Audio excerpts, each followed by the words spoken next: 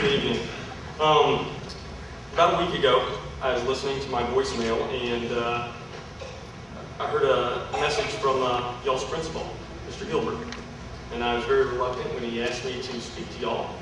And I was just going to take a minute to basically reenact that phone conversation. Israel, Dean Gilbert. I was wondering if you could basically instill in the senior class this year the harshness, realities of what they are about to endure. I called him back and I said, Mr. Gilbert, I just don't know if that's the best idea or the best way to approach this. And he goes, well, all right, then maybe you should just give him some sort of little motivational ditty. So I said, that's probably a good idea. That's what I'll do.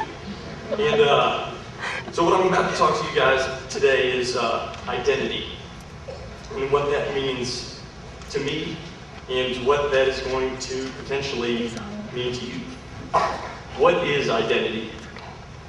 Identity is the fact of being who or what a person or thing is. A great many of you have no idea who I am, so I'm very grateful for that enthusiastic applause. That was a joke.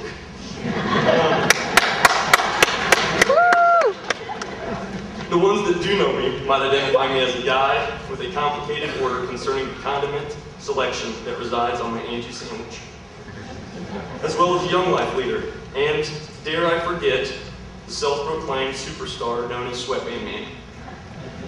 What a joke. Striking out here. All those identities are true. However, they are associated identities.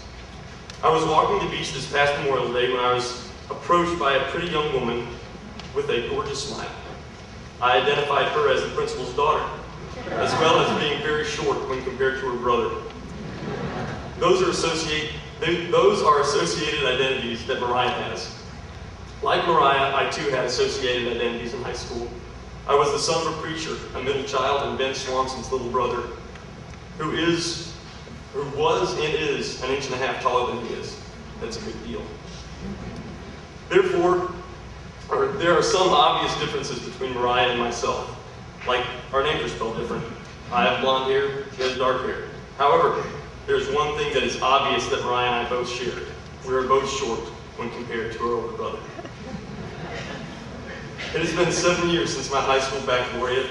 Little did I know that my associated identities, the identities that I unconsciously identified myself with, the identities that were as shallow as a superlative, were 3 months away from extinction upon the day I received my high school diploma. It was the last week in August when my dad and I set out for Asbury College, 800 miles away from anyone that knew that I was homecoming king.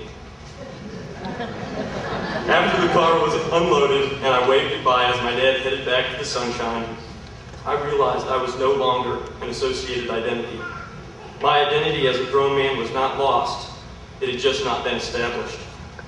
Richard R. Grant said the value of identity, of course, is that so often with it comes purpose. Purpose is the reason for something being done. It is a person's sense of resolve or determination. Purpose and identity have to go hand in hand. Without purpose, your identity has no substance. The purpose that I presently am striving for is to love my God with all my heart, soul, mind, and strength, and my neighbor as myself. What does that mean? Loving the giver of life with the rhythm of every beat in my chest, the innermost core of my being, every creative and imaginative thought, with all the energy that my body contains, and love every person that I engage in the same way as I am learning to love myself. So to recap, purpose and identity are completely intertwined, and the only purpose that I have found of eternal value is love.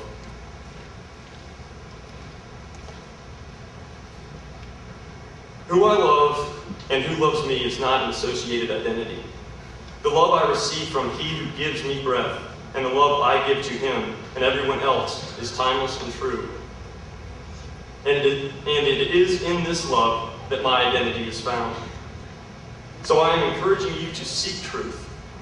Give and receive love with all the energy you can muster. And it is here that your identity will be greater than your last name, GPA, homecoming crown, or whatever your associated identities are. But establishing an identity is not something that is going to happen overnight. It is, however, hinged on a decision. So my question to you, who are you going to be, not what are you going to be? Will the world be a better place because you were in it? I'm not telling you or even asking you to accept what I have adopted as truth. What I am asking is that you not accept an identity, you establish one.